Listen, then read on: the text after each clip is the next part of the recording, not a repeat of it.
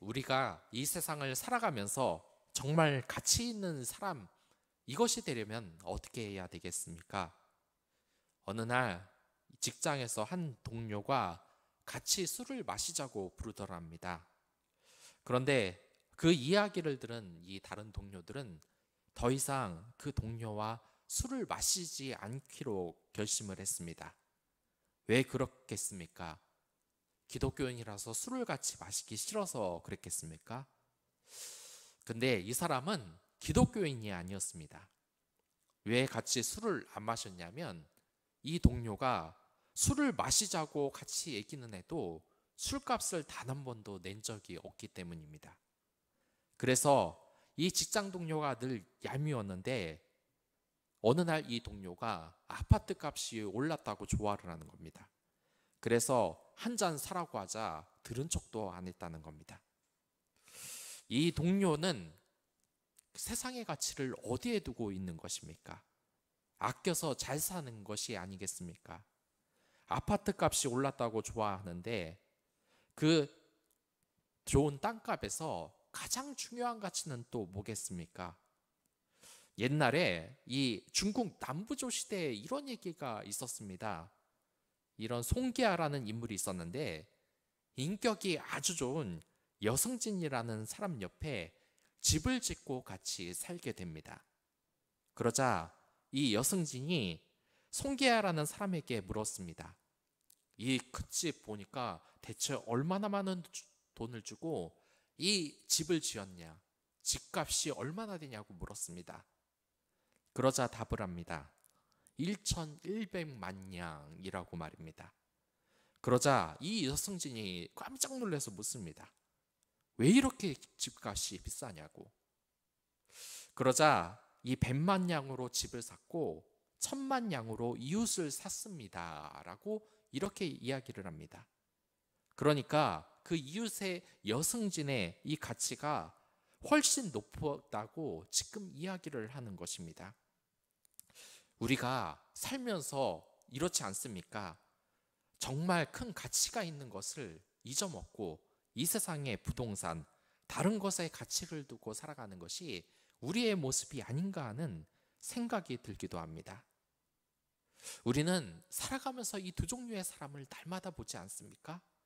부동산의 가치를 올리려고 거기에 투자를 하는 사람과 나 자신의 가치를 올리려고 하는 사람이 있는 겁니다. 부동산 값이 아무리 올라봤자 이 좋은 사람, 좋은 이웃의 값은 비교가 되지 못할 정도로 크다고 이야기를 하는 겁니다. 우리가 정말 가치가 있는 사람이 되려면은 부동산 값을 올려서 날 치장하는 것, 좋은 자동차로 날 치장하는 것이 아니라 내 자신이 명품이 되어야 한다는 겁니다. 내 자신이 명품이 되는 것은 어떤 사람인가? 오늘 예수님이 말씀하시는 것이 그렇습니다. 내 이웃을 진정으로 돕고 진정으로 필요가 되는 사람, 바로 이런 여승지 같은 사람을 우리가 필요하다고 예수님께서는 말하고 있는 것입니다. 우리가 이 세상은 발전을 하는데 성경에서 말하는 이 이웃사랑을 정말 많이 강조하지만 이렇게 되기는 정말 쉽지 않은 것 같습니다. 이 사람들은 물론 자신의 가치를 올리기 위해서 노력은 많이 합니다. 나 자신을 끊임없이 명품으로 만들려고 하는 것입니다. 그렇기 때문에 정말 그렇게 많은 공부를 하고 스펙을 올리는 것이 아니겠습니까? 부모가 이 자녀의 교육에 그처럼 열성적인 것도 자녀의 가치가 다른 사람보다 떨어질까 봐 걱정이 돼서 그런 것이 아니겠습니까? 그래서 이러한 스펙이나 학력이 필요 없다고 하는 사람들도 있지만 이 TV에서 어떤 CEO가 그런 말을 했습니다. 이 굉장히 성공한 CEO인데 이름만 들어도 누군지 다 알 그런 사람입니다. 이 사람에게 학력에 대해서 물어봤습니다. 왜냐? 이 CEO는 대단한 성공을 거뒀지만 우리가 일반적으로 들어보는 이 듣보잡 대학교를 나오고 학력이 좋지 않았지만 사회적으로 엄청난 성공을 거둔 사람이기 때문입니다. 그래서 이 학력에 대해서 어떻게 생각을 하냐 물어보니까 어떻게 대답을 했을 것 같습니까? 이 사람은 이렇게 이야기를 합니다. 자신은 좋은 대학 나온 사람을 인정한다고, 그런 사람을 채용할 예정이라고 말을 합니다. 왜냐? 이 수능을 잘 봤다는 것은 그래도 학생일 때 자신의 본분에 대해서 충실히 생각을 하고 근면성실하게 공부를 해왔기 때문에 그 능력은 다른 사람과 분명히 차이점이 있을 수밖에 없다고 이야기를 하는 것입니다. 우리가 늘 그렇지 않습니까? 학력 파괴, 그런 건 진정한 가치가 아니라고 하면서도 이렇게 스펙 쌓기, 나 자신을 명품으로 올리기 위한 이 노력을 포기할 수 없는 것은 이 세상에서 그것을 잘 받아야만 우리가 그 가치를 받아야 되기 때문이 아니겠습니까? 이러한 생각이 당시 유대인들에게도 크게 다르지는 않았습니다. 이들이 자존심이 얼마나 강했습니까? 신문을 한번 꺼내서 보시기 바랍니다.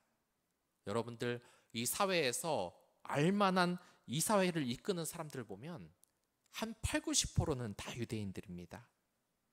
이 유대인들이 자신들에 대한, 이 민족에 대한 자긍심이 얼마나 높겠습니까? 그리고 반대로 그 다른 민족, 다른 사람들을 열등하다고 생각하는 이 우월의식이 얼마나 높겠습니까? 이 유대인들이 특별히 잘못을 했다는 것이 아닙니다. 누구나 잘나고 이런 위치에 가면은 이런 식으로 사람이 될 수밖에 없다는 것입니다. 이 사람들은 얼마나 자긍심이 높은지 아직까지도 이 안식일을 지키고 있습니다. 그래서 안식일에 냉장고 문을 열어서 켜지는 것도 일이라고 생각하고 냉장고 그 문에 들어오는 불을 다 꺼버리고, 그리고 택시, 버스도 타고 다니지 않으며 엘리베이터 버튼도 누르지 않는다고 합니다. 왜냐?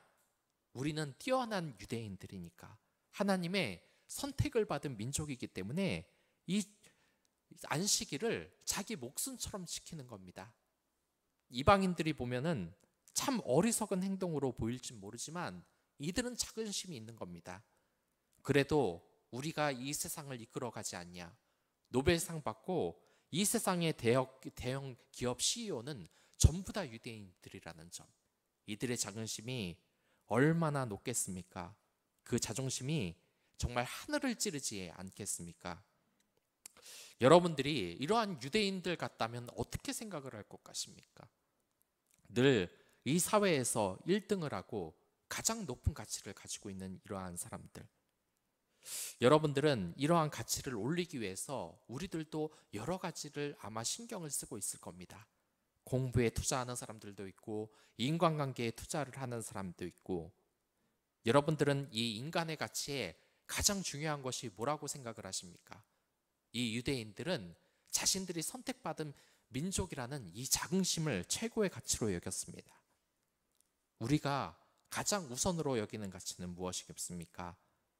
저라면 가장 뛰어난 가치는 바로 평판이라고 생각을 합니다.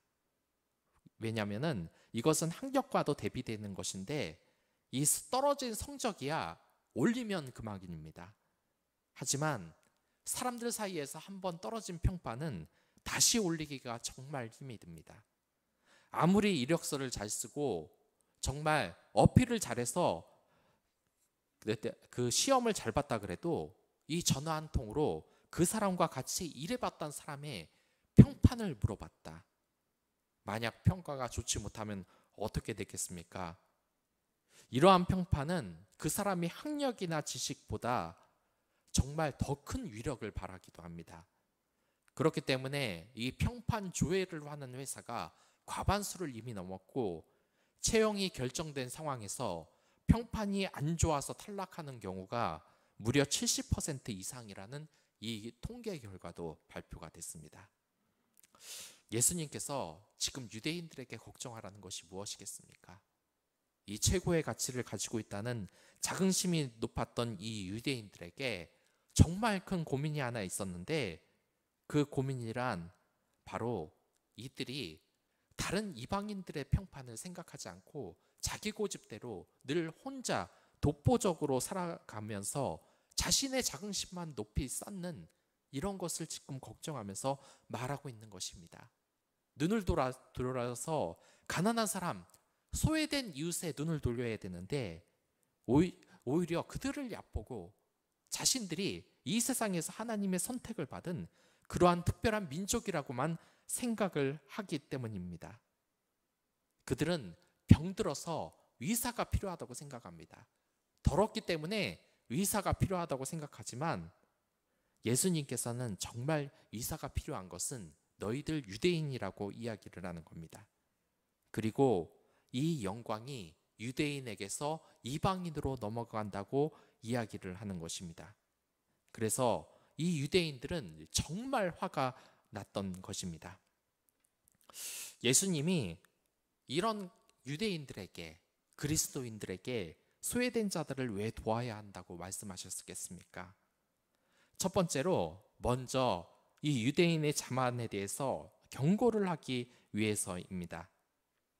우리가 누군가를 가르치는 위치가 되면은 이 세상에서 가장 많이 어필하고 다른 사람들의 그 인정을 받기 위해서는 어떻게 합니까? 예전에 저는 이 프레젠테이션을 하는 것을 본 적이 있는데 그 강사들이 무엇을 할까? 저도 말하는 직업을 가지고 있기 때문에 자세히 살펴봤습니다. 가장 먼저 하는 것은 우선 이 사람들에게 주의 집중을 하는 것이고 그 다음에 하는 것이 반드시 이게 나왔습니다. 뭐냐면 프로필을 소개하는 겁니다. 자신이 어떤 활동을 해왔고 어떤 공부를 해왔고 어떤 경력이 있는지 짜르르르 이렇게 전부 다 하는 것입니다. 그것을 보면 참 그렇습니다. 어떤 프레젠테이션 강사는 한 두세 줄 써져 있으면 사람들은 그 사람은 별거 없는 사람이라고 생각합니다. 그래서 보면은 사실 별 내용도 아닌 것인데 별 쓸 것도 없는데 한 10줄 이상 이렇게 경력을 써놓는 강사들을 저는 수없이도 많이 봤습니다. 그러니까 이렇게 학력적인 거, 어떤 경력이 있다는 것이 정말 그러한 것이 아니겠습니까? 그러나 우리가 생각해야 될 것이 있습니다. 이 예수님이 학력이 좋은 사람이라는 것입니다. 유기성 목사님이 이런 체험을 했습니다. 이 굉장히 공부를 많이 하고 기독교 가정에서 자랐기 때문에 이 앞길에 대해서도 늘 탄탄대로였고 그리고 목사님 그리고 주변에 그 아는 가족들에 인해서 많은 지원을 받게 됐습니다. 그리고 개척교회 어려움에 대해서는 그렇게 생각을 안 했던 때라고 할 수 있습니다. 그래서 이 유기성 목사님이 이 대학원에 가서 이제 공부를 시작할 수 있도록 도와달라고 그리고 유학을 가게 해달라고 기도를 시작을 했습니다. 그런데 이 기도를 하는 도중에 하나님께서 계속해서 대학원에 가자고 하면은 그런 것과 정반대의 말씀을 자꾸 자기에게 준다는 것입니다. 그러자 이 목사님은 정말 큰 갈등에 휩싸였습니다. 왜냐? 우리나라 사회가 어떻습니까? 이 학력이 정말 중요한 사회 아닙니까? 이것은 목회자들도 마찬가지입니다. 우리나라 손에 꼽는 한 두세 가지의 신학교 이외에는 전부 다 사람들의 인정을 받지도 못하고 쉽게 사역을 할 수도 없는 조건이 바로 우리나라 이 교회의 현실입니다. 이 세상 대학교와 별반 다를 것이 없습니다. 학력이 좋지 못하다, 좋은 신학교를 나오지 못했다, 그러면 이러한 신학에 있어서도 나중에 목회를 할 때도 제한을 받기 때문에 이 유기성 목사님이 정말 많이 고민을 했다고 그럽니다. 그래서 하나님께 정말 간절하게 기도를 드렸다는 겁니다. 하나님, 제가 이 학교 들어가지 못하면 앞으로 어떻게 목회를 할 수 있겠습니까? 제가 정말 이 학교를 나오지 못하고 그러면은 이 사람들 앞에서 이야기하기도 쉽지 않습니다. 프로필 한 줄에 어떤 대학원을 나왔냐에 따라서 그 목회의 그 판이 달라지는데 이것에 대해서 정말 눈물을 흘리면서 계속해서 기도했다고 합니다. 그런데 어느 날 예수님께서 자신에게 그런 음성을 들어주셨다는 겁니다. 얘야, 나도 대학교 안 나왔다. 이것이 무엇을 말하는 것이겠습니까? 우리가 이 유대인들과 같이 무엇인가 소중한 가치를 지금 잃어버린 것은 아닌가 생각하는 겁니다. 우리가 무엇이 그렇게 자만하기 때문에 이 하늘을 보고 하나님에게 대해서 함부로 이야기를 하는 것입니까? 이 예수님께서는 이러한 유대인의 자만에 대해서 경고를 하시기 위한 것이 바로 그 첫 번째의 말씀입니다. 상상이 가십니까? 이 예수님 무슨 공부를 특별히 한 것도 아니고 몫으로서만 살아왔습니다. 얼마나 많은 무시를 당했겠습니까? 이 예수님도 그랬고 요한과 베드로도 그랬고 이들이 전부 다 학력도 없는데 무엇보다도 유대인들이 놀란 건 이 예수님의 학문의 깊이 때문입니다. 여러분들 이 패션 오브 크라이스트를 보면은 이들이 쓰는 말이 영어가 아닌 건 눈치채셨을 겁니다. 무슨 어를 쓰는 것 같습니까? 유대어를 쓰는 것 같습니까? 그렇지 않습니다. 아람어를 씁니다. 이 유대인들은 이 바벨론의 유수를 가버리고 자신들의 나라의 말을 몽땅 다 잊어버렸습니다.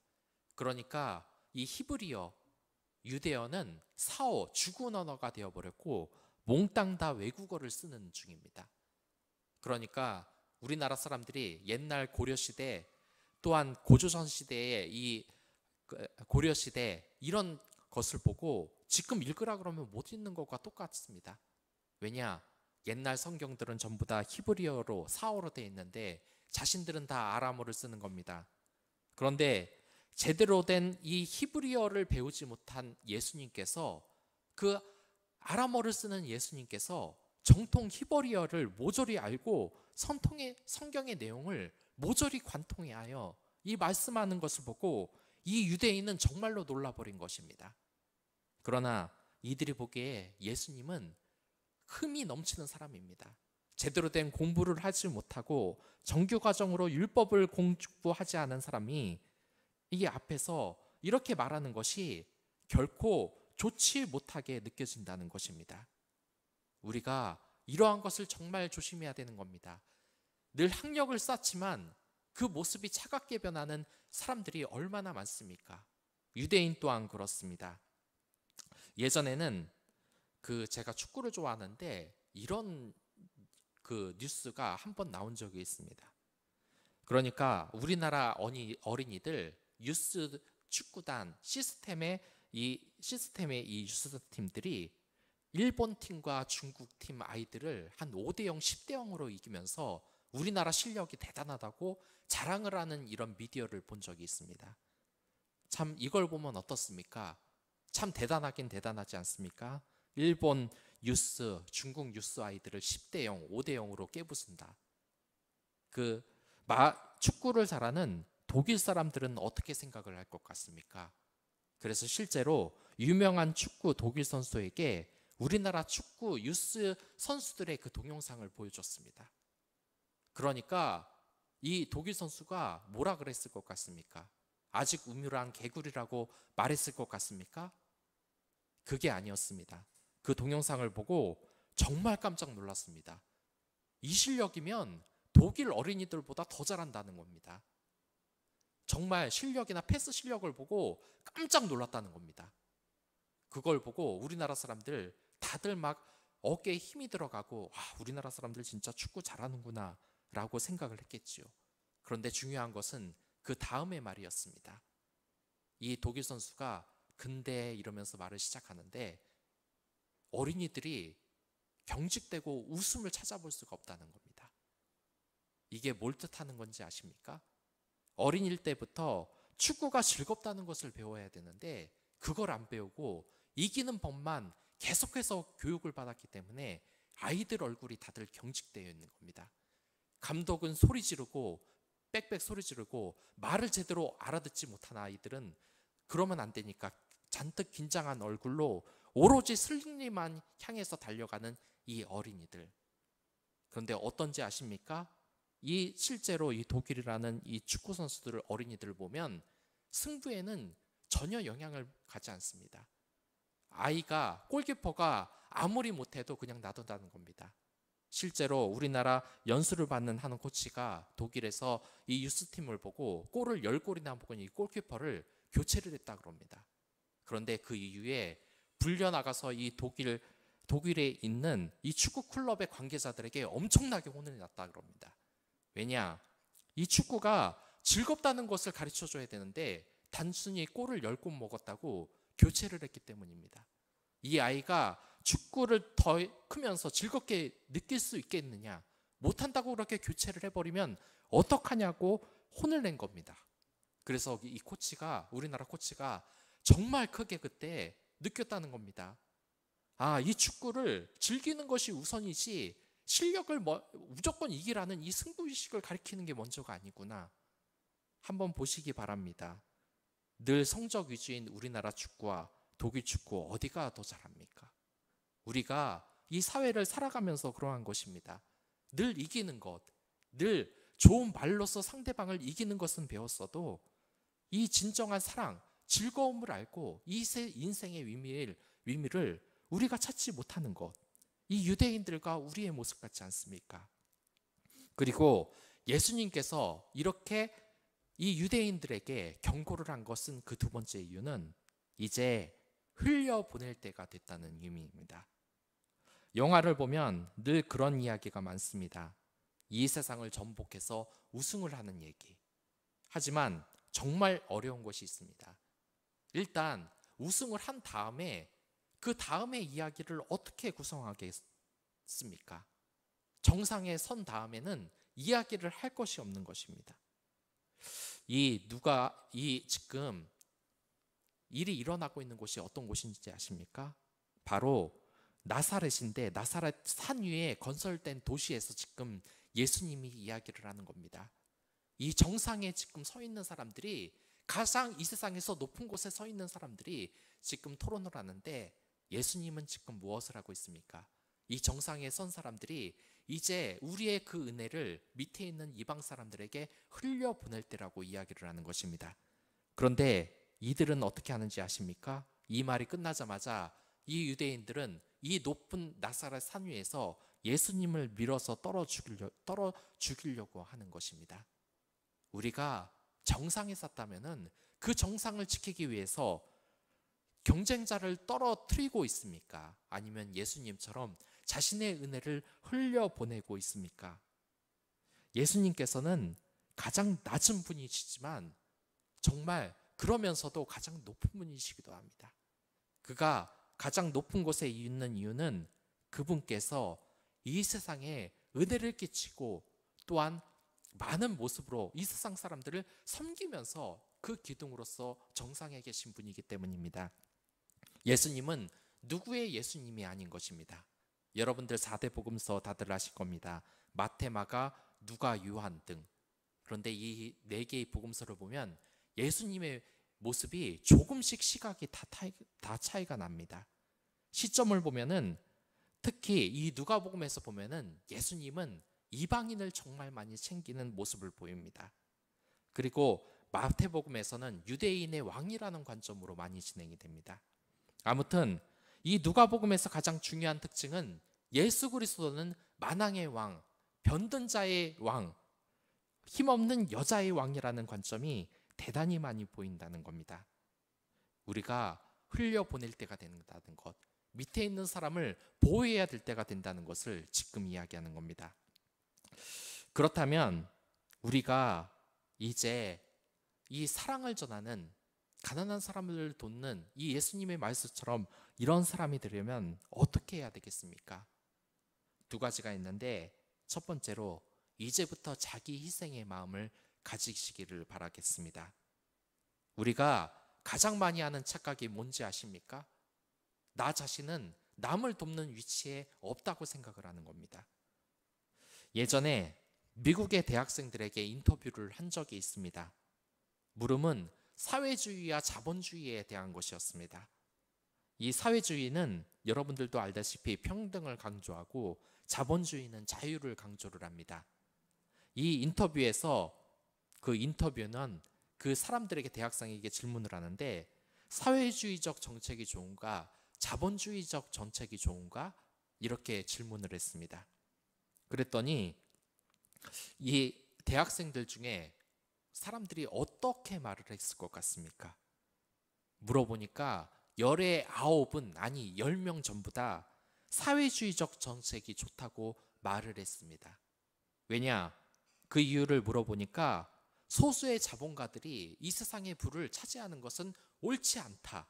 그렇기 때문에 이 사회주의 정책으로 부자들에게 많은 돈을 가져가서 이 세상을 공평하게 나눠야지, 모두가 평등한 것은 옳지 않다. 부자들에게는 세금을 강력하게 부과하고 가난한 사람들을 돕는 것이 좋다. 자신들 또한 이 대학을 다니면서 얼마나 돈이 벌기 힘들지, 사회적으로 이런 사회주의 정책으로 모두가 평등한 사회를 만들어야 된다고 다들 이야기를 하는 것입니다.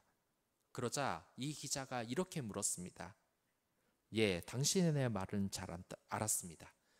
당신이 아시다시피 당신은 열심히 공부를 했군요.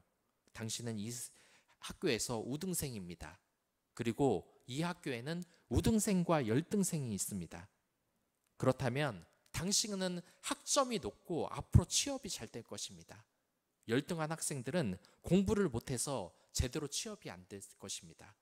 그래서 제안을 하는데, 당신의 그 우수한 성적을 떼서 열등한 학생에게 주면 어떻겠습니까? 라고 질문을 했습니다. 여러분들, 이게 무슨 말일까요?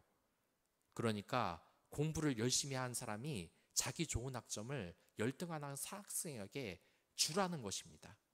그러자 이 학생들이 전부 다 불평을 합니다. 이건 안 된다고요. 왜 안 되냐? 자신들은 밤낮으로 공부를 하고 공부를 한 이 값으로 뛰어난 점수를 얻었는데, 공부를 하나도 하지 않는 학생들에게 자신의 학점을 주는 건 부당하다는 겁니다. 그러자 이 기자가 다시 질문을 합니다. 사회주의 정책도 마찬가지 아닙니까? 부자들은 그냥 부자가 된 것이 아닙니다. 열심히 부자가 되기 위해서 엄청난 노력을 한 사람들이고, 그렇게 해서 돈을 번 사람들입니다. 그런 사람들이 단지 돈을 많이 가졌다는 이유로 가난한 사람들이 그 돈을 뺏는 건, 이것은 정당한 일이 아닌 거 아닙니까? 이러자마자 다들 웃는 겁니다. 제가 지금 말하는 것은 자본주의가 잘 됐다, 사회주의가 잘 됐다고 말하는 것이 아닙니다. 진짜가 뭡니까? 진짜 이웃사랑이 뭡니까? 이 세상에 가난의 책임은 부자들에게만 있습니까? 우리가 잘 벌어둔 이 학점은 빼앗기는 것은 다들 싫어하면서 이 세상의 부자들은 욕합니다. 이들이 가난한 사람을 잘 돕지 않았기 때문에 이 사회가 잘못다고 주장합니다.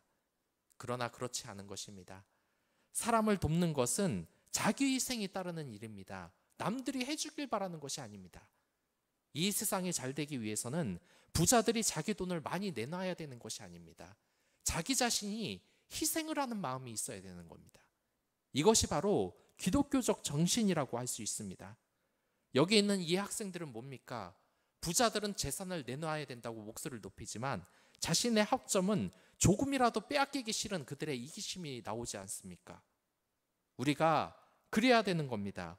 이 이웃사랑이라는 건 부자들이나 여유 있는 사람들이 하는 것이 아닙니다. 바로 힘들고 어려운 우리들이 해야 되는 일입니다. 그것을 모르고 말하는 것은 정말 잘못된 것입니다. 이웃에 대한 희생은 남들이 희생해야 된다는 것이 아니라 자기가 희생해야 된다는 겁니다. 며칠 전에 이러한 기사가 나온 적이 있습니다. 무슨 기사가 나왔냐면, 이 테슬라의 CEO를 보고 유엔의 이 가난한 사람을 돕는 사람이 제발 기부 좀 하라, 이렇게 독촉을 하는 겁니다. 그러자 이 테슬라의 CEO가 이렇게 이야기를 합니다. 내가 그때가 돈이 한 38조쯤 됐을 겁니다. 상상도 할 수 없는 금액이죠. 그것을 내기는 하겠다. 그 대신 조건이 있다. 제대로 어떤 곳에 돈을 쓸 건지 정확하게 밝혀라. 그랬더니 이 언론에서 뭐라 그러지 아십니까? 테슬라의 CEO, 가난한 사람을 돕기로 했다. 그런데 이 돈은 그 사람 돈의 2%밖에 안 된다. 이게 뭔 뜻입니까? 아주 우습게 말한다는 겁니다. 이 38조라는 돈이 얼마나 큰 겁니까? 그런데 그 사람 돈의 2%라고 깎아내리는 겁니다. 기부 좀 더하지, 조금밖에 기부 안 하는구나 하고 비난을 하는 겁니다. 하지만 그런 부자가 얼마를 기부하느냐가 중요한 것이 아닙니다. 우리가 평소에 소외된 사람들을 얼마나 돕느냐, 자기희생을 하느냐가 더 중요한 겁니다. 다른 사람의 시선을 쓰지 말고 내 자신이 잘해야 한다는 것입니다. 그리고 두 번째로 우리가 해야 되는 것은 이 세상의 고통 속에서 늘 웃음을 찾아가면서 살아가야 된다는 것입니다. 여러분들, 예전에는 이런 것이 대단히 유행을 했습니다. 뭐냐면 저는 이거 진짜 싫어합니다. 대학교 동아리나 고등학교 축제들을 보면은 뭘 많이 하냐면은 특히 남고에서 이런 거 많이 하는데 여장을 시켜놓고서 올려보냅니다. 그리고 막 웃긴 행동을 하면서 깔깔깔 웃고 합니다. 근데 여러분들 이거 어떻습니까? 코미디언이 이상한 여자 복장하고 막 이렇게 하면 그거 웃깁니까? 네, 웃기는 사람들도 있고 아닌 사람들도 있을 겁니다. 근데 저한테 물어본다면 저는 진짜 싫습니다. 그게 왜 웃긴지도 모르겠고 저속해 보이고 정말 싫습니다. 근데 제가 이 TV를 봤을 때 어떤 가정의 아버지가 막 원더우먼 복장, 덩치가 산만한 남자가 이렇게 원더우먼 복장, 여자 복장을 하고 나오니까 얼마나 그게 이상하겠습니까? 그래서 그거 보고서 저 채널 돌리려고 했습니다. 너무 보기가 싫어서. 그런데 그 TV를 보니까 뭔가 좀 다른 겁니다. 자세히 보니까 이 아버지의 다리를 비춰주는데 이 다리가 한 짝이 없는 겁니다, 아버지가. 그래서 이게 대체 뭔가 하고 살펴봤습니다. 그랬더니 이 아버지가 왜 원더우먼 복장을 했냐? 자기 자신의 학생이 이 학교에 갈 때 그때 배웅하려고 이렇게 원더우먼 복장을 해서 아들을 웃기기 위해서 그렇게 입은 겁니다. 그래서 보니까 하루하루 복장이 맨날 틀어집니다. 하루는 캡틴 아메리카, 하루는 슈퍼맨, 하루는 산타클로스, 막 이런 복장을 하면서 자꾸 나서는 겁니다. 그런 막 스쿨버스 아이들은 막 웃음을 터뜨리면 난리가 나고 이 아들도 막 웃으면서 학교를 가는 겁니다. 그래서 그 기자가 취재를 했습니다. 대체 왜 이런 복장을 하면서 앞으로 나가는 거냐고. 그러자 이 아버지가 웃으면서 이렇게 말을 하는 겁니다. 저는 태어날 때부터 다리를 잃었습니다. 그래서 이것 때문에 고통당하는 모습을 아들이 정말 많이 봤다는 겁니다. 그리고 멀쩡한 다리가 아니라 철로 된 자신의 이 위적을 보면 아이가 혹시나 어두운 생각을 할까봐 이 아이가 어둠에 빠지지 않게, 우울하지 않게 맨날 웃음꽝스러운 복장을 하면서 이 아들을 웃겨주었던 겁니다. 이 아들만큼은 나 때문에 내 이 싸늘한 철제 다리 때문에 웃음을 잃어버리면 안 되겠다고 생각했기 때문에 이렇게 맨날 나섰던 겁니다. 우리의 모습이 바로 이래야 된다는 겁니다. 이 세상 어렵고 고통스러운 것이 정말 많습니다. 하지만 그 가운데서도 정말 이 기독교인들, 세상에 빛이 되는 이 기독교인들은 어떤 기독교인들인지 아십니까? 자신의 고통을 이 하나님께 이야기하고 늘 웃는 얼굴로 나 자신이 힘들지만 저 사람들을 웃기기 위해서, 저 사람들을 행복하게 하기 위해서 위로의 말을 하며 기도를 하며 약한 자를 돕는 자, 바로 이것이 기독교인들의 가치라는 겁니다. 우리가 언제부터 이 웃음을 너무 잃어버리지 않았습니까? 이 세상에 비판을 하면서 이 세상에 어떤 정치인이 잘못됐다, 어떤 목사가 잘못됐다라고 말은 하지만 우리 자체를 한번 보십시오. 우리가 정말 회복해야 되는 모습은 이 세상이 잘못됐다고 비판하는 것이 아니라 이 아버지처럼 자신이 상처가 있으면서도 더 사랑하는 우리들의 이웃들을 위해 웃어주는 것이 우리에게 더 필요하진 않을까 하는 생각을 합니다.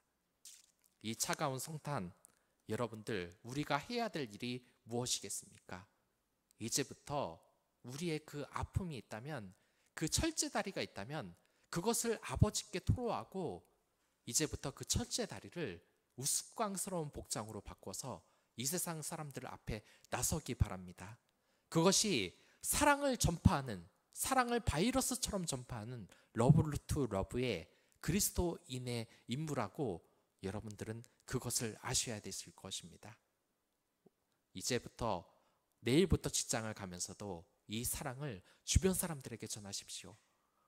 늘 혼자 사는 유대인들이 아니라 사랑을 전하는 이방인이 되십시오. 가난한 자를 도우십시오. 이것이 바로 크리스마스의 예수님의 정신입니다. 그럼 다 같이 기도하도록 하겠습니다. 하나님 아버지 감사합니다. 오늘